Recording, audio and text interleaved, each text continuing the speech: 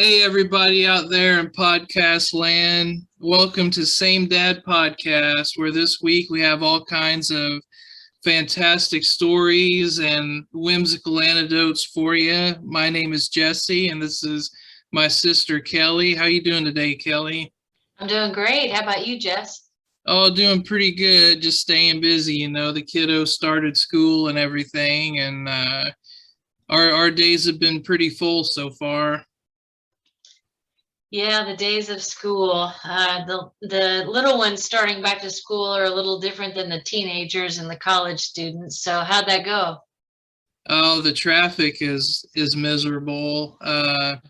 They're doing road construction here on one of the main roads, and it is just and there's two schools on the same road, so you got everybody has to take the road that goes in front of both schools as a detour to get on their way, unaffiliated with school, but they're clogging up everything while we're all trying to drop our kids off. So it's kind of right now it's a little crazy. It's definitely a test of endurance because he was going to school in the afternoons, which was a breeze. So now we're fighting that morning traffic, and it's quite a handful. So did I understand you correctly? So on your way to the school, you're going by other schools or you're like actually passing the school you need to get to and coming about it a different There direction?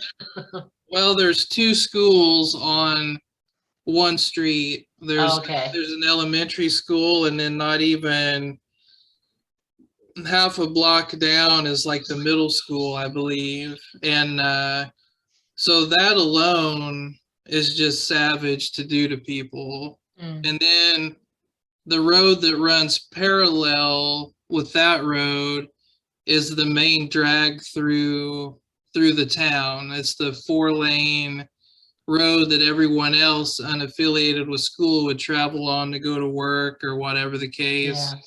Yeah. And they have to now use the road that runs in front of the schools as the detour because they decided to start road construction pretty much when school started. So it is a complete clusterfuck through there. And there's one guy was walking to work. Poor guy. I don't know if he ever got across the street. Like, I think he was probably late for work because he thought it'd be faster to walk, and he still couldn't get his ass across the street. And I told Nicole, I said, there's got to be a faster way because these two left turns take forever. I'm willing to make like 5 right turns if that's faster, like. Yeah. It's unbelievable. And there's parts of the neighborhood now that have a massive footprint in traffic that they never had before. Oh yeah. Like and they're pissed every morning. Yeah, there's a decked out trailer park that has probably hundreds of cars drive through it right now because of this detour, where they were lucky to have a dozen, you know what I mean, in a day. Now it's Grand Central Station through this trailer park. It's just a mess. I hope they get it done soon because we're on day 3, and I'm thinking about maybe strapping Eli to a rocket or parachuting him in, figure something out, because it's pretty absurd right now. And they didn't stagger them enough either, so everybody's got to be there at the same time. And, oh my God. Yeah, and the little kids meet outside, so it's not like you can't do the drive-by. Like, you don't have like a window. The teacher comes out at 7:55, and you want to walk your kid up there when the teacher's out. So it's just like a big battle to get curb space. And yeah, it's quite the endeavor. And then Eli's not happy to be there anyway, which is fantastic because ramrodding and battling for space to get my kid somewhere he doesn't want to be. The whole formula just stinks. I can hear it. Yeah, but I mean, I guess that's what humans do, right? So I'm gonna do it. It's the American way. It's what we do, is we try to force our kids into a space that they're not even ready for the first 2 hours of the experience. And then once they get into the day and they get in the groove, you're picking them up 2 hours later. So yeah, it's a whole. Yeah, I reward myself. I reward myself with a big gulp soda and a hot dog from the gas station. That's my reward for not snapping anybody's neck. So what time does he have to be at school? 7:55 is when he has to be at school. That little boy has to be there at 7:55 a.m.? Yeah, he's there from 7:55 to about 10:45. So it's just a half day, but it's that morning is just berserk, and they don't stagger nobody. It's just like, all right, everybody get in here. It's like a reverse fire drill. So it's wow. But I don't know if that's how it's supposed to be. I mean, I'm new to that, because he was going in afternoons where it was, it was literally just the same 5 or 6 people. I mean, they got to the point where we had nicknames for all the parents because they were weird looking or goofy acting, There was one guy had a shirt on, skin tight shirt and a gelatinous body. And we just called him Tight Shirt. There's old fucking Tight Shirt. One day he got out one of them fucking hand exercise things and just started doing it in front of everybody. Like what kind of, with his sleeveless, I didn't know if it was a shirt or a tattoo. It was so tight. He's coming off of a 300-pound life. He's probably at 195 or whatever, and then a little muscle tone, and he's like, "This is my best body ever." Yeah, he's probably. Yeah, that's true. And then we had another guy would always play with his kid out in the field. I don't know if he was showing off or trying to win Dad of the Year, but I always called him Cream of Wheat, because they should be on the cover of a cereal box. I said, there's that fucker with the balanced breakfast showing off with his kid. And then we had another guy. This one old poor boy was huge, right? And he kind of lumbered around like an ox. And I called him, he would wear like this tattered shirt and then these gray pants that were like onion skin thin, okay? So the wind would blow towards him and you'd get a silhouette of his genitals. And his balls were swelled massive. I mean, it just looked like a road apple in there. And I called him, and the way he walked, I called him Sack Squatch. And then one day he wore shorts in, and his legs were all purple and ate up. And I never made fun of him again. I didn't know he had I didn't know he had like a blood disorder, swelled his nuts up. But his legs were so ate up. I was like, oh man, I feel terrible. I'm not. So I never again made fun of that guy because I didn't know. I wonder what name they got for me. Because they got one. Everybody does that shit. They make up names for people. Yeah, when you sit in a line now, so you're picking up Eli at like 10:45, and so from start to finish, what's that process like, or what's that time frame?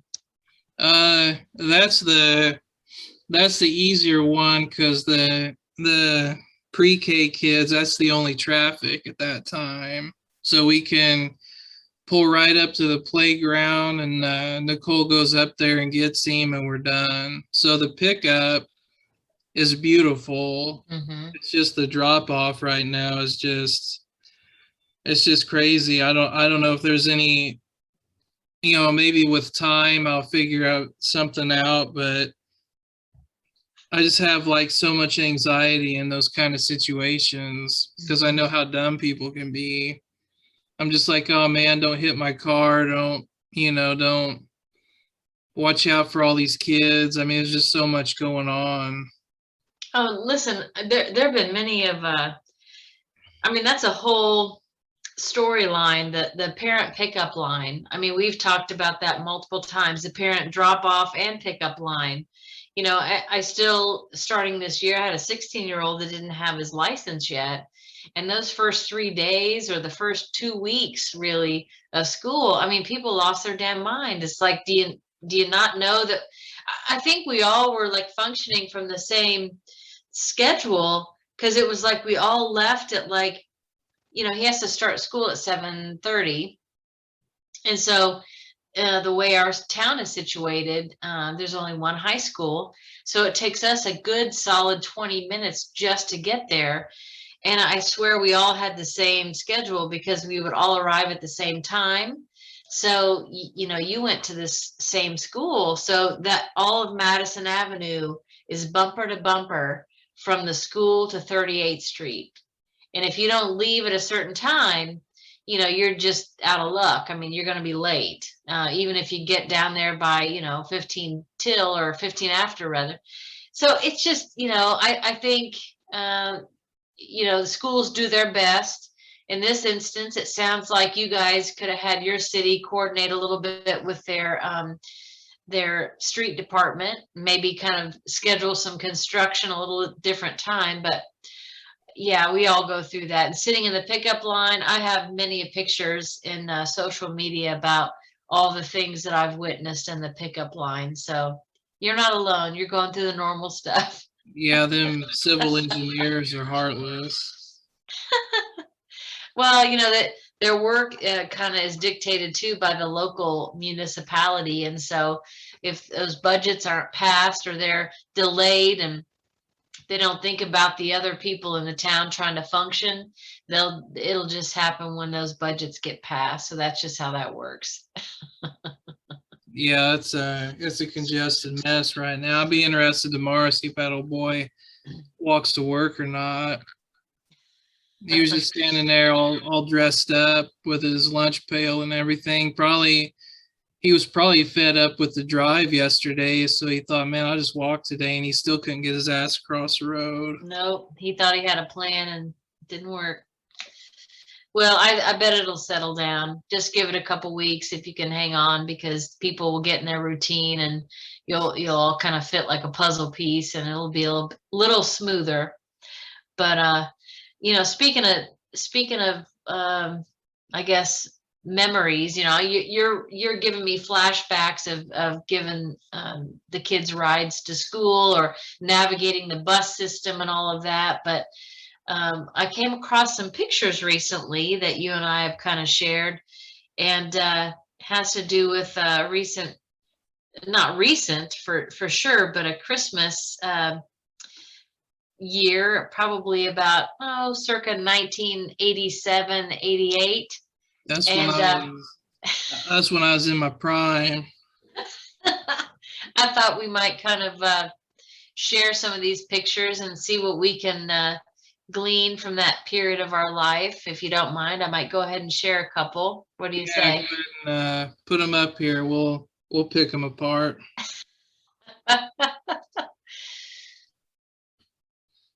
All right, so we'll have to kind of grab and. All right, so this is this is an interesting photo. What do you have to say about this one? Right off the bat, when I first saw this, if you didn't say any different, I think that was the back of me, but that's Dad. And he was probably the age I am now or a bit younger, maybe in that image. Still the same fashion. I mean, he still rocks the tattered sweatshirt and the sweats and and the under t-shirt. It's like I still do the same thing. I see it's like a Ninja Turtle poster. I don't know how in the world I finagled permission to put that on the wall. Now that's a kite. If you can't see that very clearly, that's a kite that's stuck behind whatever your little television is there. So this might have been something from the spring that you've been able to kind of hang on to until Christmas time. Yeah, you might fly a kite in December. You never know. So I think that's funny you mentioned that the layering technique of dad, which I still do today. I'm a 50 plus woman, and I still, when I'm comfortable and casual, I'll have what our family calls on soft pants, a t-shirt and a sweatshirt. So this must have been a comfort strategy that our dad passed along. So that looks very familiar to me. Yeah, there's nothing better than having 2 layers completely tattered clothing on. Yeah. There's something secure about it. I don't know why. So dare we talk about the other ensemble, Leanne's casual wear? Yeah, I'm not sure what's going on there. Yeah, the flannel nightgown has been kind of both a revered and a hated garment for women over the years. In fact, I think I own maybe 1 or 2 gowns, and when I do don them, my 16-year-old son cannot stand it. I'm usually looking like what dad looks like when I'm in casual wear. Every now and then I'll throw on a gown, and it just doesn't seem to fit me apparently, or fit my style, he says. So that always unnerves him. I don't know how you felt about a gown, Mom, but Look at those curtains. yeah, that's what I'm, you know what those are called? That material I think is called chintz. And I don't mean chintzy, but maybe they were also chintzy, because I'm guessing they came from Hills. They could have been a packaged pair from Hills back in the day, or Airway, possibly, or maybe even Kmart. But I do remember those were very popular in the 80s. The chintz swag is what those are called. Yeah, that's Hills around Christmas time. Man, that was heaven. Yeah. Well, let's take a look. Let's see. We've got some. I'd say where I want to stand for heaven, it'd probably be the Field of Dreams or Hills at Christmas. Yeah, the layaway, the best thing ever. Yeah, I'd always bit Dad's ass. Look at all them gifts he got. It sounds like a good idea, but if you pay $50 a week for 6 months, that's a lot of damn money. Oh my gosh. Look at the kerosene heater. Let's get in a little closer. So what are we looking at here? I remember the soot in my nose holes because we would block off. We took an old shower curtain, heavy ass shower curtain, and block off like half the home, and then we'd run that kerosene heater, and that'd be the half of the house we'd stay in the wintertime. And I just remember the black soot in your nostrils from that kerosene. God almighty. And then look at there's a dress on the fucking broom over there. It's just a mouse head and a dress on a broom. Anything kind of country kitsch was very popular in the 80s. And I remember your mom had a real knack for putting all of these things together. But yeah, this was, and that broom wasn't cleaning anything as much as your mom was very meticulous at cleaning. This was purely a decorative item.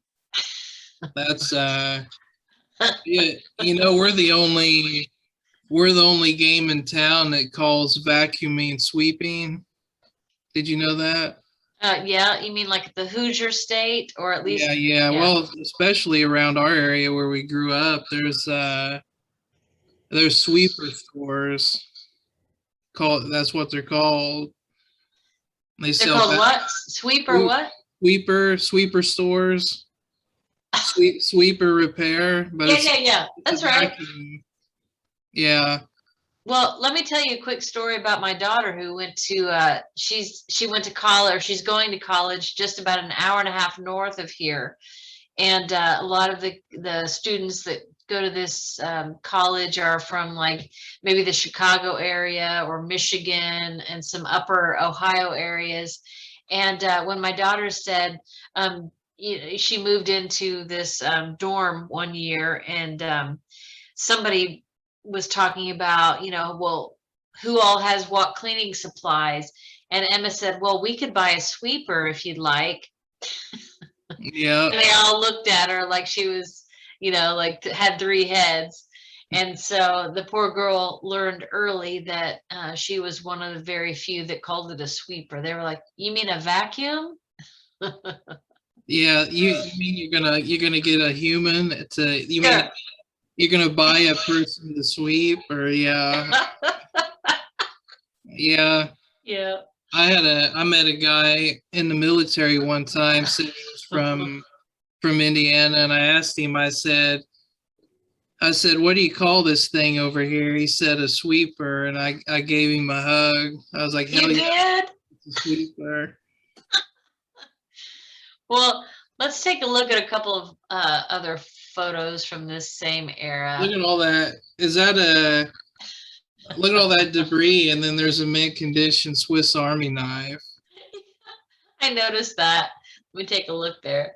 So tell me about that. Did you use knives, or what was your story with knives? No, I never. Hell, I can't hardly cut a fucking steak. I had my whole life as like a default gift. People always got me pocket knives. Like I got one from anybody and everybody. I don't know what kind of, I don't know what kind of vibe I give off. I don't drive a Jeep. I don't know why I need. I don't know what I've probably taken them knives and just put them in a box and lost them. I used a pocket knife one time. A guy got me to cut up some cardboard boxes, and I cut the shit out of my hand. And I guess I just give off a vibe that people think I sit around and skin shit. I don't know, but yeah, you look like a whittler. I guess, yeah. So one last thing about this picture, I think, is something to remember. That couch was, if you remember, it was kind of velour, and it was not an extremely comfortable couch, I would say. But that was a prime example of what they used to call early American. And we'll look at some other, I think, maybe we've already kind of zeroed in on a couple of things. Let me look back here. Something we didn't take note of, and this is a really distinctive lamp that I think we need to but this kind of went with that early American motif, as if, they were, people of the land and grinding their own coffee beans. And you can see close up here this coffee bean grinder lamp with the homestead image on the shade. Was a very common. And then it does appear that there is a stuffed feline on the back of this chair. Now, whether your mom is looking at the cat in adoration, or perhaps looking at Dad. Could the cat have just been gifted? I wonder. Maybe. And maybe it got propped up there, and that's adulation for. I wonder if did it have sand in its ass to stay up on them ledges, or? I think it did. It was like a weighted I mean, that's its intention, was to be a cat on the edge of a chair. So, yep, I think you've hit it. Look at Let's see them. Look at them grinding wheels on the bean lamp. let's there it is, still in the corner, maybe a little bit clearer picture, but let's take a look at what's going on in this photo. What do you see? I see a lot of shit on the TV. So we had a little bit of a conversation. Not only is, back in the day, televisions were also essentially pieces of furniture, and they would, provide a lot more surface space for decorations. Now, this is a smaller television because back in the day, you also had those floor models, those big consoles, but this was the, the more petite version. But you can still see that your mom did all that she could to use that space for Christmas decorations. And so I want to, give her some props for that. Also, looking at the rabbit ears was just kind of a good memory to think about how we had to really fight for reception back then. Oh yeah, I remember Dad watched a lot of Dan Rather on that thing. A lot of what was that, nightly news, world news? Maybe. Yeah, that old TV set, no remote. You had to get up and spin them dials. And I still to this day, I don't know what the hell the bottom dial was for. It had like 100 notches in it with no numbers. And then the top dial was the numbered dial. I don't remember that television, but all that to say, no remote yet. If I know what's just beyond your head there, that is a VCR, isn't it? Yeah, it looks like it. That was cutting edge. That was probably a $500 piece of equipment back in the day. Oh, and one other thing I hadn't noted, but I want to give your mom also recognition for. Did she make this Afghan? Yeah, I think so. She always could make blankets. What is that? I can't crochet.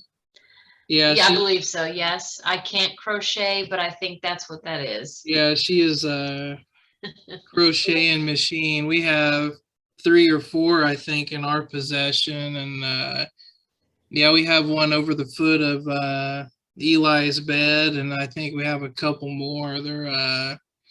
She always could crochet really well, and they always made perfect cargo nets or ninja nets for roughhousing. Oh yeah, absolutely. Yeah, they're So this one's kind of a repeat, I think, of some images we've seen. Let's take a look at the last set of pictures we unearthed here. Dad had way more hair than me at that age. Poor guy, he was probably pulling 12s to pay for all that shit. So there are a couple of things that stood out to me in this photo, and I'm gonna let it kind of settle in. But if your eyes kind of draw to the lower left corner of this picture, I do remember Dad and the era. They were very fond of suspenders. These happened to be rainbow suspenders, which at that time they weren't really associated with pride. And had they been, I doubt they would have been worn by our dad, quite frankly. But, suspenders alone, they were kind of the Mork and Mindy the evolution of, making suspenders popular. And so there's his pair right there. It looks like maybe even like draped over maybe a little tool set of some sort, just to kind of balance things out. So yeah, there's all that paneling. Yeah, so we talked about this a little bit, and growing up, we both lived in pretty small houses. I would say anywhere between truly 900 to maybe 1200 feet max. And, nothing like boxing yourself in with some dark paneling. Yeah, and one, I got to thinking, we were talking about my mom, Leanne, before we started this, and as you bring that up, I just want to, I don't think that she's ever lived in a home that's had more than one toilet her entire life. You're absolutely right. So this would be a good time to kind of give a little bit of backstory about how many people in her life have shared that one toilet. So It was never, I'm sure it was never cold on your ass. I mean, there's no way. Yeah, she grew up with a big family, and one toilet. She had 6 brothers and sisters, a mom and dad. Yeah, so I can't even imagine. At one point they had 8 kids. One of them passed as a child. But at one point, I believe they were all 8 children, and the 2 parents were in a home with 1 bathroom. And still to this day, like, I always feel terrible. We go visit, and poor mom, that's probably half the reason why she's bound up when we visit, because she's just so kind about giving up her shitting time. Like, I'm in the I'm in the bathroom, 5 or 6 times a day, peeing or pooping or whatever, and then you think, then me and Nicole are there, and then Dad, and I mean, I don't know how she does it, but she's always been really patient. Like, if I have to poop and I can't poop, oh, it's a nightmare. Like, I can't wrap my mind around it. But she's always been a trooper when it comes to sharing the bathroom. A trooper, not a pooper. Yeah, not a pooper. But yeah, the paneling, I remember the guys come in to put that paneling up. Wait a minute. You're telling me that they didn't move into this house with paneling? They intentionally put up the paneling during this period of time? Well, you get a stuffed bean-ass cat, and you're putting dresses on your brooms, and you got a coffee grinder lamp. I mean, the coup de grace to get fake wooden walls. Oh, shit. And so they hired some guys to come in and put that up. And I remember, I think maybe even correlation with those Christmas images, I remember Mom going out and doing, they always say, we're going to go talk to Santa. We're going to see Santa. So they go out and do the Christmas shopping, and Dad was watching me, and he whipped up a pot of goulash. Oh, yeah. I'm not even sure what goulash is. It's like a tomato based, throw all the leftover pasta you have and some greasy meat in a bucket size pot and stir it. And then he made some garlic bread that was just cooked past the point of being cooked. Like, it was just cooked enough with butter on it. Me and him ate that, and we got the drizzled shits, and we got so ill. And to this day, that story of the goulash resonates with that paneling in that living room there. Wow. Yeah. I thought you were going to say it was kind of, a good memory, because, I mean, I think a lot of Midwest kids have stories, especially of modest means, or those who kind of lived within their means. There were some goulash nights. There were some nights where you made breakfast or BLTs, and oh yeah, I thought that was going to be kind of a warm memory, but That took a turn there. Well, it was warm, all right. Oh, shoot. Well, But I'm gonna take us yeah, off this. yeah, I just you remember Mom and her two-legged crock pot that she used for about 20 years? Oh gosh, no, but I can tell you as a crock pot user, if that thing is tipping and not balanced right, that is the most annoying thing. So so yeah, I know what happens to them. The little rubber bottoms come off, and so the tripod is no longer a tripod situation. Did she just deal with it, or did she shove a shim under there? What happened? She'd quadruple fold like a paper towel and offset it. And, we she cooked with that two-legged crock pot for years, and I always, anytime she'd come to visit us, she'd always compliment our pots and pans, and it was just something that I always just kind of took for granted. But I always forgot that, they'd stretch a penny, and she would use, I mean, it was functional, it just didn't balance. Mm-hmm. And there'd be some dinners where they'd use that to take food to a Christmas dinner, and it would topple over, and you just rake the content back in and head on over. Because I mean, you've already invested all that money in the baked beans. If there's a little fuzz in them, you just don't. No way. So that would there'd be some times where it'd tip out, and you'd have to like scrape the contents back. just salvage what you can and take it on into the house.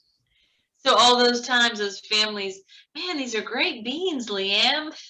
Yeah, there's probably some road salt, some fuzz. Mom and Dad probably promiscuous back there too. You never know. Then beans spill out and rake them back in.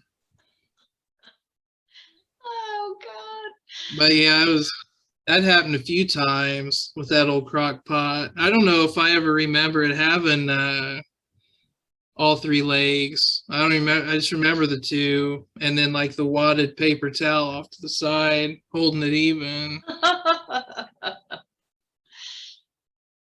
Yeah, that's I think we're all a product of our environment. Either we go one way or the other. Either we embrace what we knew and we get by with the same kind of inconveniences, or we go a total 180 and we're like, by God, I'll never have it. I'll never have a two-legged crock pot, and then you've got like the Taj Mahal of crock pots or whatever that is.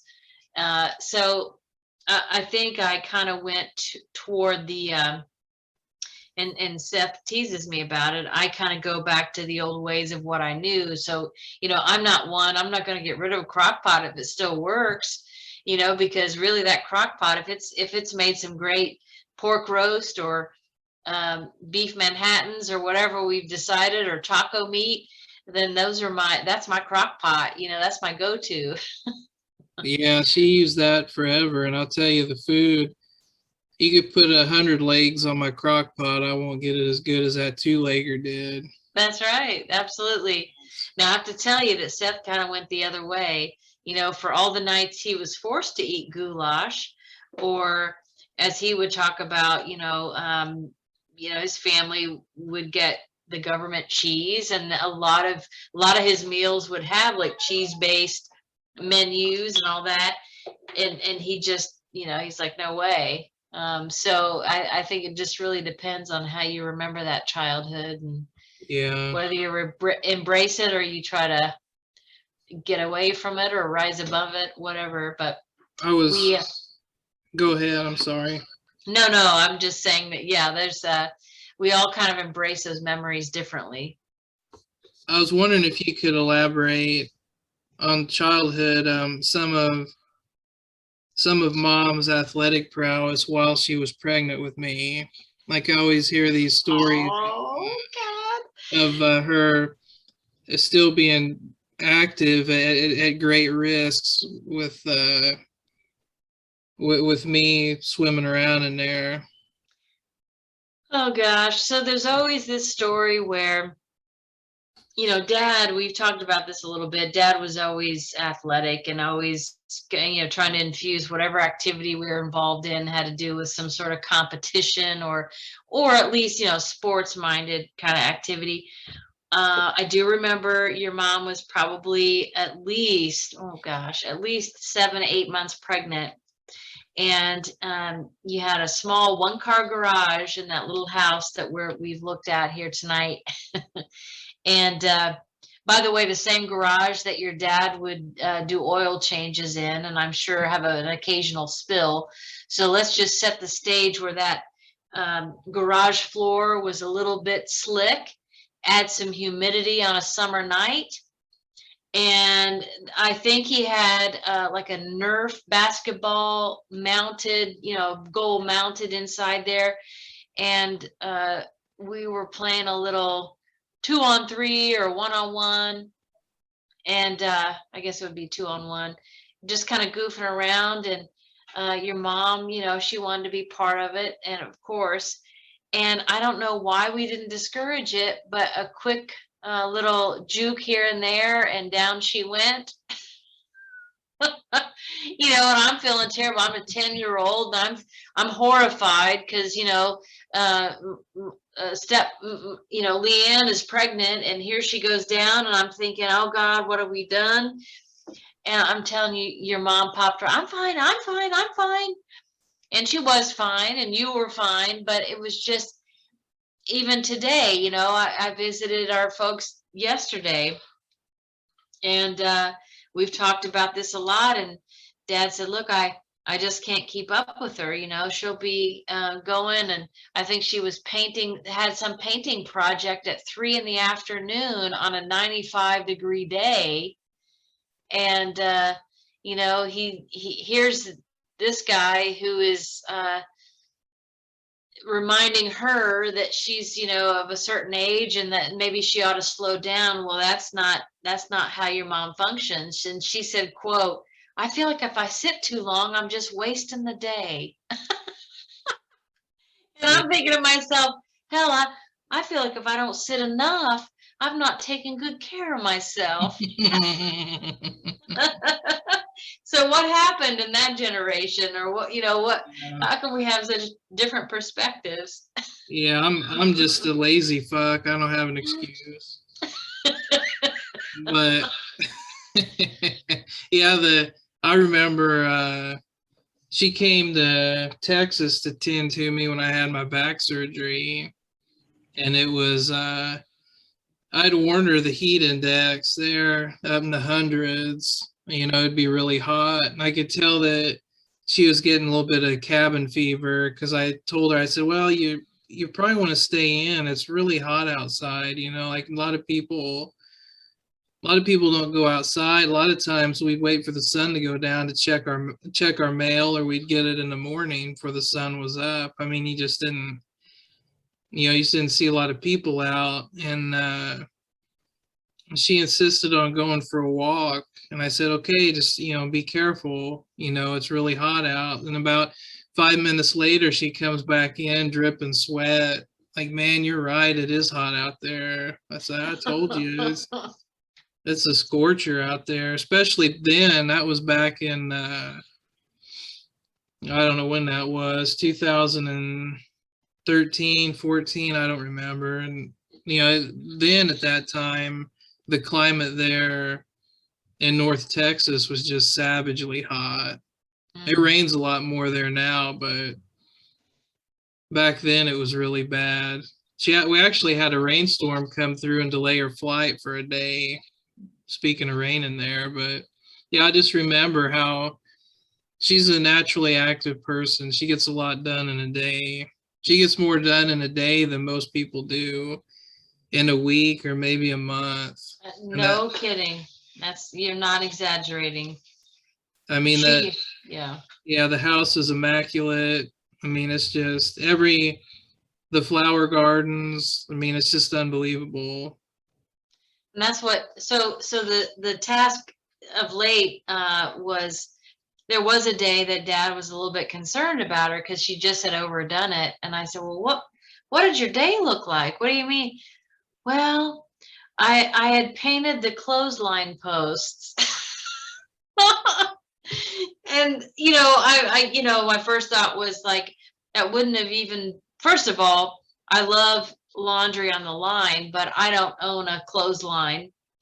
And if I did, it likely would exist on the very corner of my property. And would I worry about it chipping paint? Absolutely not. So the fact that she was wanting this to look as nice as it does, and by the way, she has like probably 4 of the most pristine hanging baskets of flowers hanging off of these posts. So the whole scene is beautiful and, well worth the time visually. But yeah, Dad said, well, I just don't think she knows her age. And then he said something like, well, there was one day where, quote, we painted both sides of the fence. And he said, I felt like we had had a good day's work in, or we'd accomplished some things, but she just wasn't ready to sit down. Man. So for me, painting both sides of my privacy fence, which is a little bit bigger than Dad's, but still, I'm thinking that's like a 2-weekend project. I mean, two full weekends, pacing myself and making sure that, I had plenty of time to chill and cool off and have a few beers or whatever that may be. But no, that's the task of the day. Oh, here's the other thing, and bless Dad, because I started this. So we own every car that we have, and my family, and not any of them are newer than maybe 10 years. They're either that or older. So I have a vehicle that has a little oil leak, and it's not a huge problem, but we deal with it, and I park in a certain spot at my house. So Dad, knowing this and me telling him that, I show up to visit last night, and bless him, he's sitting on the front bench with a big piece of cardboard waiting to slide it underneath my car. I'm not offended in the least. I'm like, man, that guy is resourceful. And he had just blacktopped his driveway. So we painstakingly tried to fit that cardboard piece right under where I think that leak is. And, it was just so classic Dad. It was awesome. Yeah, my buddy Tim knows. He already knows to park all the way down at the church and then walk to the house. Like it's already like instilled in his behavior.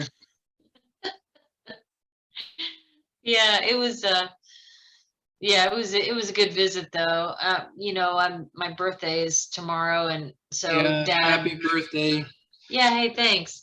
So, as you get older, your birthdays kind of fade in the background, and the next generation's birthdays really are the highlight. But so Dad never fails. He had perfectly 2 bags full of tomatoes, 1 bag of green, 1 of red, and of course a couple pounds of bacon, because you can never get enough bacon.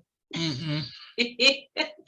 And a little mad money, just to buy me something that I wouldn't otherwise. So yeah, it was nice. And we sat down for a couple of hours, had a good conversation. So that was my birthday with Dad and the folks. So Yeah, I couldn't think of a better way to have it. Oh dear. It was it was a good night. Have some bacon tomato sandwiches. Yep. And then I'll have a little fried green tomatoes for the weekend coming up. So I think that's what I'll take up to the lakes. And then we've got a lot of acquaintances where we stay on the weekends, and they'll so appreciate all those tomatoes. I think they were the last of the harvest. So that's what we'll do. Yeah, those are good tomatoes. Well, what else? Anything else on your mind tonight that strikes you? Oh, not really. Just going through those Christmas images you had was pretty neat. Not too much. This week just kind of snuck up on me, and no, I don't know. I guess just try to survive the school traffic, let it kind of iron itself out. That's really it's really about it. Football season's underway, and that's a beautiful thing. Yeah, I have to say we haven't been attached to that quite yet. We're still kind of hanging on to we've been watching the Paralympics, and I don't know if you've caught much of that, but there are so many events that I didn't know existed.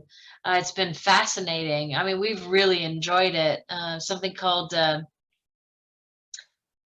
I'm going to say it wrong probably. I think it's called goal ball, where it's literally a 3-man or 3-woman team that they are visually impaired, and they all wear masks to equalize their vision impairment, so there's no shadows or any light, and they literally they huck this big, kind of like a kickball almost, down toward the goal, and the defenders, they try to block the shot. And I mean, it's fascinating. They have seated volleyball, which if you've never have seen that, that's amazing.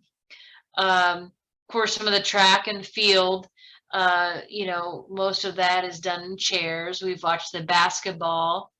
It's just, I mean, it's so inspiring. You just, and I love the Olympics anyway. And this is just even takes it to the next level. I really enjoyed it. Yeah, I like it better than the, I guess you'd say, the traditional Olympics. I don't know what the word, Yeah. but I like it. I like it better because it's well, for one, it's different, and it's there's a lot more adversity, I feel, for those folks to do those things. Like the regular Olympics, that should be like jury duty. Like you should get a letter. Oh shit, I got the 400-yard dash, because I don't. Them people are too good at that stuff. Like they need a normal guy right alongside them as a reference or something. 'Cause Emma said the same thing. I mean, it's so funny you should say that, because I think you had the same train of thought as Emma. It's like, an Olympics that's really representative of our country. And while elite athletes are, I mean, I highly respect all of what goes into being an elite athlete. I also think that seeing the average athlete or the average competitor would also be a good, I would enjoy that as well. Yeah, I too have been watching a lot of the Paralympics. I really enjoy that. I think that's a neat thing that they do. Mm-hmm. It's it makes for good TV, and like you said, you feel good watching it. And there's not a lot of shit on TV that gives you that feeling, really. Absolutely. I don't know if you knew this, but actually in Indiana, there is an organization, I believe they're called Cornerstone, out of the Fort Wayne area, that part of their programming is to help train Paralympians. And so I don't know what that all involves, or if it's particular events, but I think these kind of training locations are all over the United States. And we happen to be about an hour and a half away from one of those sites, which I always found that fascinating and rewarding too. That'd be a cool field trip. Yeah. No I kidding. assume it's just like like I would assume like you go in, it's like probably like a gymnasium. Yeah. With all kinds of cool ass equipment everywhere. Yeah, all the accommodations that are needed to help them train and prepare for whatever event they're participating in. So, yeah, pretty cool. I've enjoyed that. Yeah, it's a good thing. Yeah, I've been watching a lot of it, a lot of that volleyball. Mm-hmm. That's cool. Yeah. Well, I think we're about at the end of that journey for this week. We'll do these shout outs and we'll probably put a closure on this fantastic episode. I hope we gave Mama Leanne enough love. She kind of gave me she kind of got on my ass that we put Dad on such a pedestal last week. I said, well, we gotta share a few stories about Mom this time. So I think we did a pretty good job of how much of a Wonder Woman she is, and energetic and way more productive than I could ever be myself. Yeah, I think we did. And yeah, I would say that she gets all the props for being the Wonder Woman of the family for sure. Yeah. Well, as usual, in closing, I'd like to say let's support our veterans, look after your mental health, autism awareness. If you enjoyed the episode, hit the subscribe button, hit the like button, hit that little bell so you'll get updates whenever we post. We do an episode a week. We're on all of the top podcast platforms: Spotify, Apple Podcast, Amazon Music, iHeartRadio. Gosh, there's so many. We're on pretty much all of those. Stitcher. Everything is under SameDadPodcast, just one word. We're on Facebook, YouTube, Instagram, TikTok. Trying to think of a song. Let's see. Let's go with George Jones.